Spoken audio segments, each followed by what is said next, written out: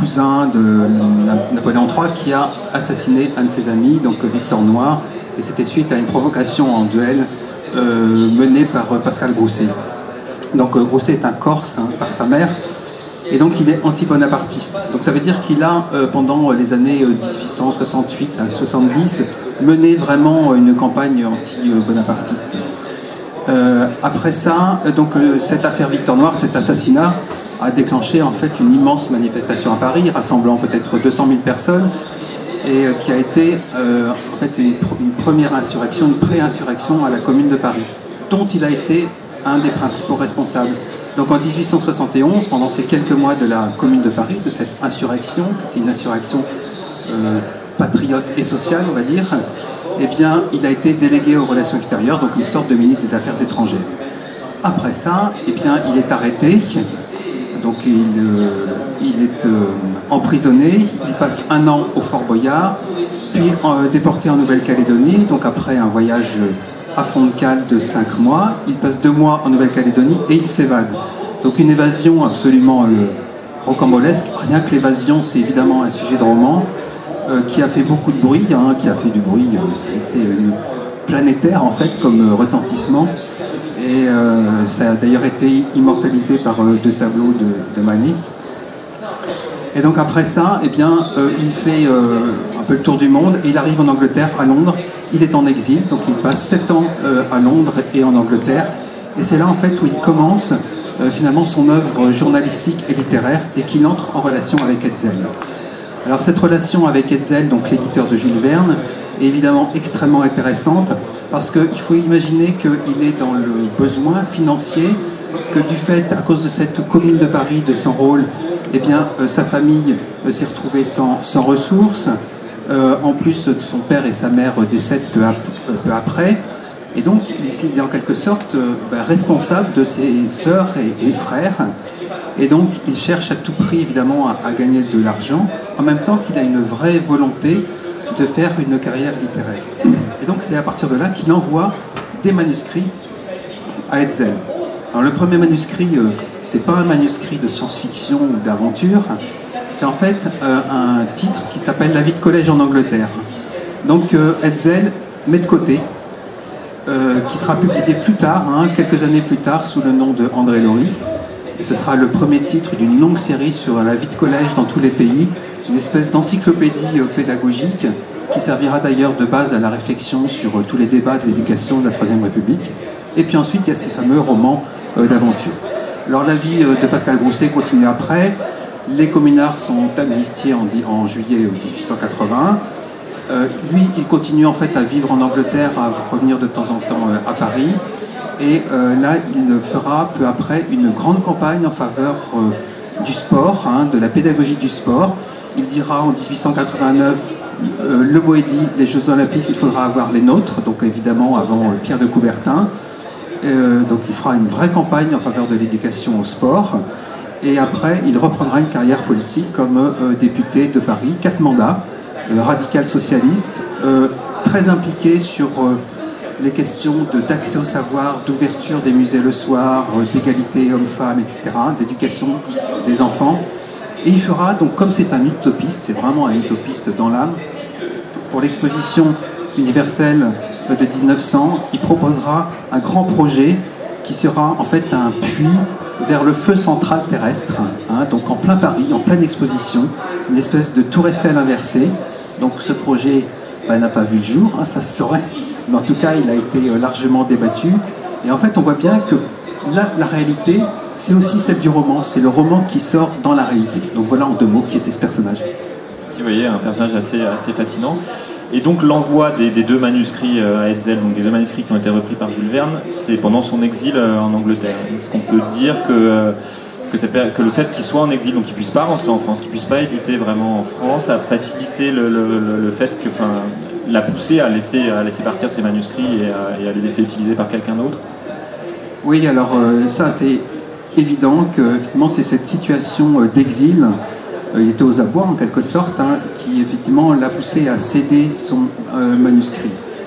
Il n'y a pas que ça quand même, c'est qu'en effet, il y a quelque chose qui s'est passé effectivement en termes de compréhension, c'est-à-dire que effectivement, donc, comme l'a dit Agnès Marceau, Jules Verne était donc au moment, avec ce texte des 500 millions de la Begum, qui est le premier manuscrit finalement acheté par Hetzel pour qu'il soit réécrit par Jules Verne, effectivement Jules Verne est en retard de copie. Et donc, voilà, donc c'est intéressant. Et Jules Verne,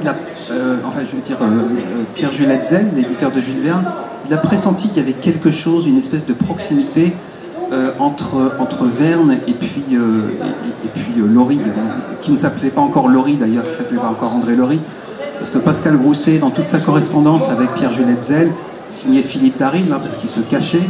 Donc ensuite, pour publier, il a choisi ce pseudonyme de André Laurie. Et donc oui, c'est cette situation d'exil, mais c'est également certainement la compréhension de Pierre-Jules Hetzel d'une espèce de proximité, que Jules Verne au départ d'ailleurs n'a pas bien comprise. Ça c'est quand même extrêmement intéressant, parce que donc quand Hetzel...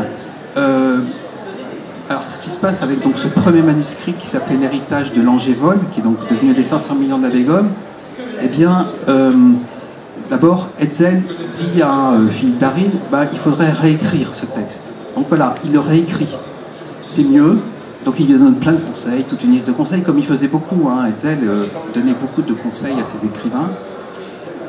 Et donc, cette deuxième version du manuscrit de l'héritage de Langevol ne donnait pas encore satisfaction. Donc à ce moment-là, eh bien, il achète le manuscrit pour qu'il soit réécrit par un autre écrivain, donc en l'occurrence Jules Verne.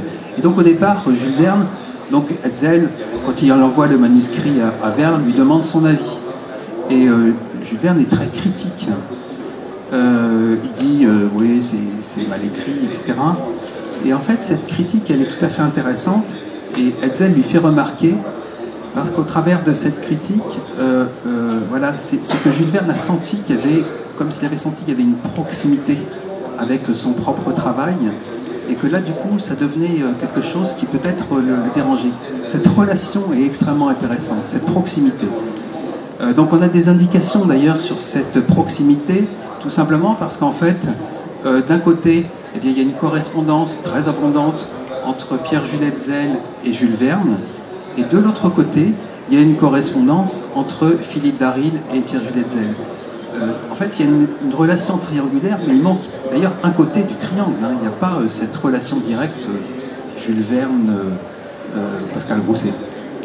Oui, moi, dans un ouvrage qui s'appelle Un an dans les airs, j'ai mis Jules Verne et Pascal Grousset pendant un an au même endroit, mais vous m'avez dit qu'en fait, il n'y avait aucune preuve formelle qu'ils se soient même jamais rencontrés. Ils correspondaient évidemment avec leur éditeur, parce qu'on avait des traces très claires.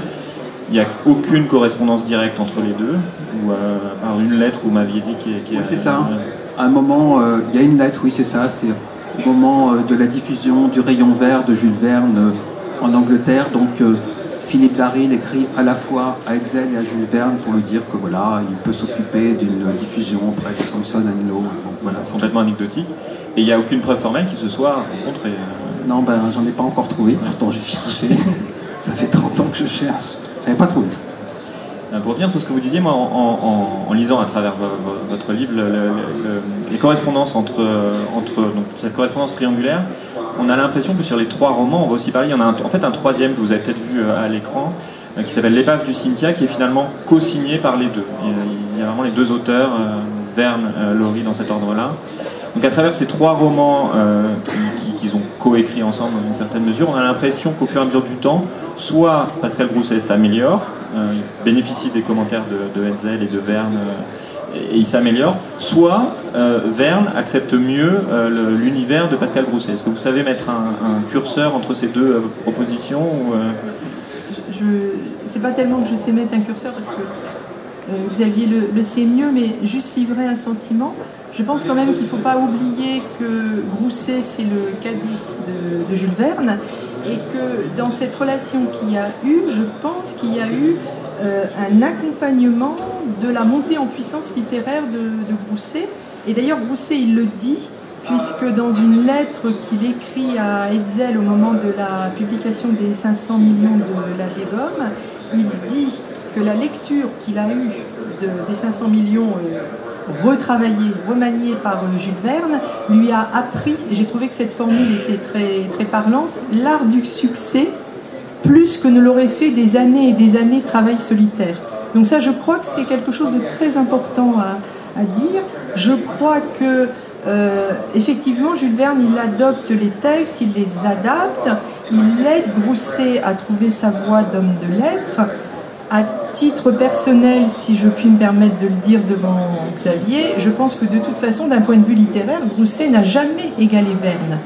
Et que autant il y avait cette richesse de thématiques, et tant mieux pour Jules Verne, parce qu'effectivement, ça lui a peut-être donné de l'oxygène à un moment où il s'est soufflé. Mais pour ce qui est du travail de romancier, je pense effectivement que Grousset avait tout à apprendre de Verne. Et d'ailleurs, c'est sous la plume de Xavier que j'ai lu une expression qui me semble très très juste. Je ne crois pas que Grousset soit le nègre de Jules Verne, mais je pense qu'on peut dire que Jules Verne a été le réécrivain de Grousset. Et donc,